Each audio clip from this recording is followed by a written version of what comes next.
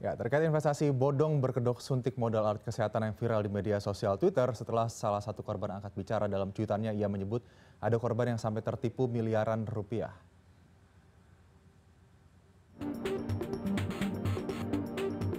Dikutip dari cnnindonesia.com, 14 korban investasi ini melaporkan dugaan penipuan dan penggelapan ke Mapolda Metro Jaya. Dalam laporan tersebut, terlapor berinisial V diduga berperan sebagai bos selaku penerima uang dalam lingkaran investasi bodong alat kesehatan tersebut. Dalam cuitannya di akun Twitter @nikorahman, korban menyebut kerugian dalam kasus ini mencapai 1,2 triliun rupiah. Sementara aset yang berhasil disita mencapai 36 miliar rupiah. Hingga kini pelaku masih buron. Sementara itu pendamping korban seperti yang dikutip dari Detikcom menyebut total kerugian bisa mencapai 1,1 hingga 1,3 triliun rupiah jika ditotal dari ribuan korban yang mengikuti investasi ini. Dalam modus operandi pelaku, korban diiming-imingi imbal hasil sebesar 10-15% dalam waktu 3-4 minggu. Di tengah pandemi, masyarakat kian tergiur dengan investasi dengan imbal hasil tinggi. Investasi alat kesehatan menjadi salah satu pilihan investor mencari cuan. Namun, jika tidak teliti, maraknya investasi ini bisa jadi modus kejahatan baru. Otoritas Jasa Keuangan sering mengingatkan masyarakat bahwa iming-iming imbal hasil tinggi yang rutin tanpa adanya kejelasan terkait produk dan perizinan perusahaan harus diwaspadai, karena bisa jadi terindikasi bodong. Investasi diduga bodong berkedok alat kesehatan memakan korban dengan nilai miliaran rupiah. Investor kerap menganggap investasi tersebut bisa membawa cuan tinggi melihat tingginya permintaan kepada alat kesehatan terutama di masa pandemi. Bagaimana terhindar dari modus investasi bodong serupa? Kami bahas pagi ini dengan Erlina Juwita, Senior Consultant One Shield Financial Independent. Langsung saya sapa Mbak Erlina, selamat pagi, apa kabar? Selamat pagi Mas, apa kabar? Sehat semuanya ya. Oke, Mbak Erlina, ini kita melihat kasus yang saat ini baru-baru ini viral ya di Twitter terutama terkait adanya modus investasi bodong berkedok penyuntikan modal terhadap alat kesehatan. Dari kacamata analis keuangan, sebetulnya apa yang terjadi terhadap korban dan juga perusahaannya? Oke, memang awalnya suntik modal alat kesehatan ini memanfaatkan momen pandemik ya. Pandemi COVID-19 di mana dinyatakan bahwa ada kebutuhan sangat besar ya dari masyarakat dan pemerintah terhadap alat kesehatan. Nah, alasan membutuhkan suntik modal ini simply karena adanya jeda pembayaran selama 2-4 minggu. Sementara kondisi barang harus segera diproduksi, begitu kan? Kemudian ada biaya-biaya yang harus dibayar saat produksi.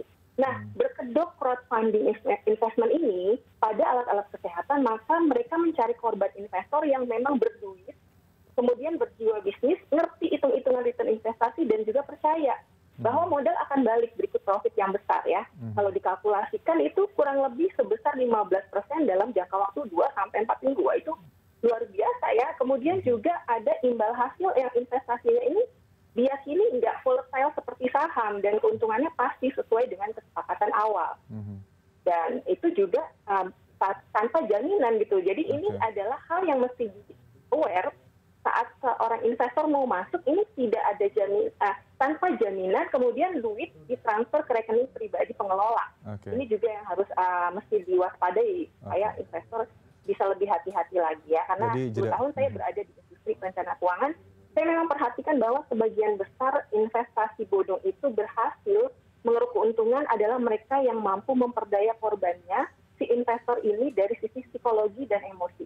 Jarang sekali dari sisi pemaksaan atau pemerasan. Oke, jadi sisi psikologi, emosi, tadi tipe investasi yang digunakan adalah crowdfunding. Dan memang kalau melihat janji yang diberikan ini iming-imingnya cukup besar ya, 2-4 minggu saja tapi bisa mencapai imbal hasil sampai 15%. Seperti skema investasi auto kaya gitu ya, tanpa upaya gitu ya. Skema investasi auto kaya tanpa upaya, padahal tapi ujung-ujungnya bodong. Tapi kalau kita melihat dari skema yang digunakan ini, tadi kan Mbak Erlina sempat menyebut ya, ini crowdfunding untuk kemudian mengisi jeda waktu produsen alat kesehatan untuk memproduksi alat kesehatan. Sebetulnya seberapa besar minat investor independen saat ini untuk masuk ke investasi crowdfunding ini dan bagaimana agar kemudian bisa menyuntikkan modal, kemudian juga melakukan penghimpunan dana secara aman dan imbal hasilnya optimal dan ya tentu tidak sampai bodong seperti alat kesehatan itu. Memang crowdfunding ini lagi diminati ya, memang memang jenis investasi yang sedang marak dan memang sedang diminati selain mungkin trading forex, kripto dan lain sebagainya. Nah, ini adalah suatu peluang buat seseorang yang ingin menipu atau membuat suatu kecurangan seperti itu ya, supaya bisa mengambil investasi dari seseorang yang memang sudah punya uang seperti itu. Nah, yang harus diperhatikan buat investor adalah yang pertama cek dulu legalitas dan juga cek siapa yang menawarkan. Kemudian kita juga harus memperhatikan beberapa hal seperti profil resiko dan juga aset alokasi itu sangat penting ya.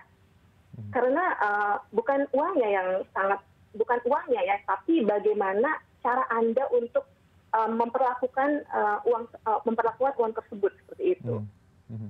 Jadi saya sering melihat mereka yang sering overconfident, kemudian juga terlalu yakin atas dirinya, nggak kena tipu ya, kemudian juga merasa punya pengetahuan lebih tinggi, merasa punya kemampuan lebih besar, dan juga mereka takut ketinggalan kereta, kemudian takut melewati kesempatan emas yang nggak akan datang dua kali, itu sering kali terjebak yang namanya investasi bodong. Jadi perhatikan itu dan juga kita juga harus mengelola emosi secara lebih baik lagi sih. Mengelola investasi ya.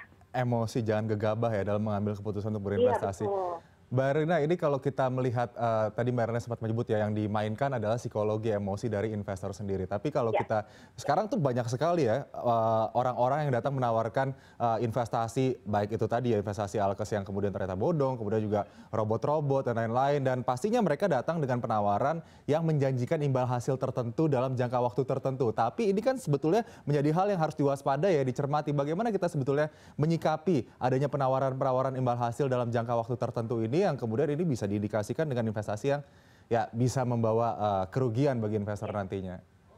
Iya, pahami bahwa setiap return ada risiko di situ karena high risk expecting high return ya. Saya perhatikan beragam produk-produk investasi bodong ini umumnya adalah men-trigger sifat-sifat greedy kita, kemudian fear of missing out, kemudian overconfidence. Contoh, jualan produk atau jasa yang cenderung men-trigger sifat greedy, FOMO, percaya berlebihan dan cenderung abai.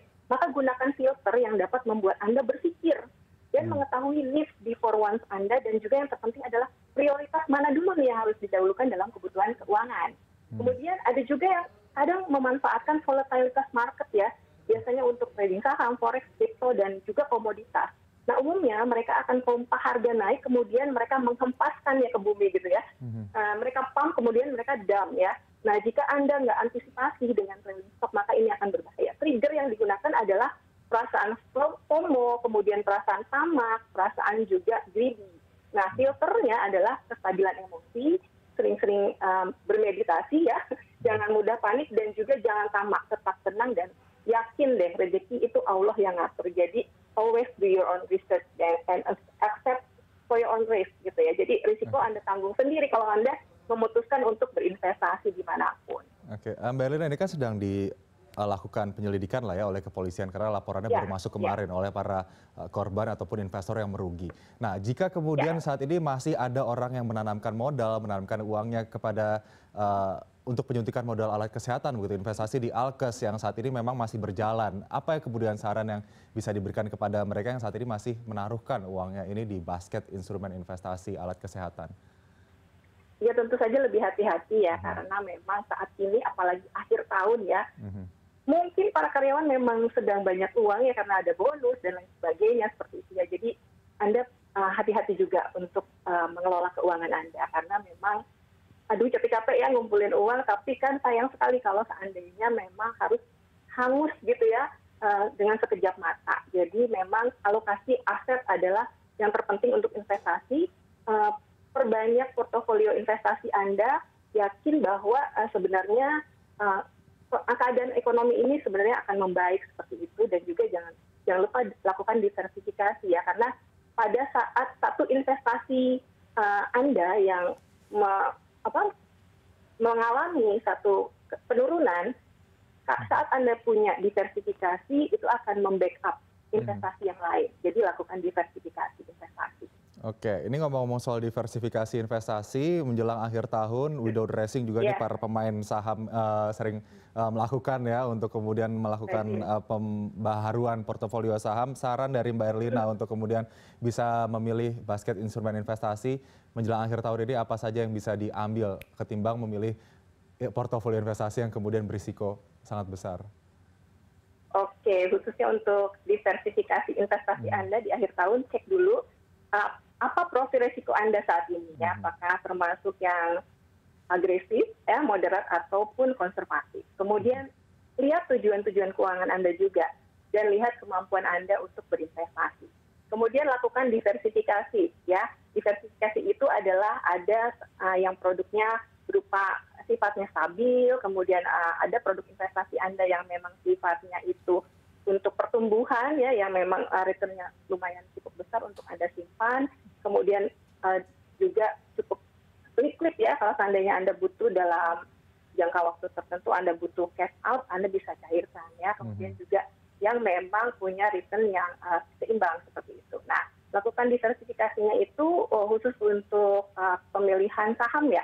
Pemilihan saham berarti kan Anda juga lihat yang fundamentalnya memang bagus, kemudian yang punya masa depan. Maksudnya apa? Maksudnya industrinya itu menjanjikan dalam jangka waktu berapa tahun ke depan lagi. Apalagi saat ini saatnya window dressing ya, ini kan memang momen yang tepat nih untuk Anda mulai berinvestasi di saham seperti itu. Oke, baik Mbak Erlina, ini semoga investor bisa lebih berhati-hati ya untuk menanamkan uangnya atau menaruhkan uangnya, bisa menggunakan filter-filter tersebut agar tidak greedy, tidak FOMO, dan lebih mengetahui profil risiko sendiri agar tidak terjerat investasi bodong yang bisa menahan likuiditas yang kita miliki. Terima kasih Mbak Erlina Juta, Senior Consultant One Shield Financial Independence, sudah berbincang bersama kami di CNN Indonesia Today pagi hari ini. Selamat pagi Mbak Erlina, salam sehat. Ya, selamat pagi, salam sehat. Terima kasih.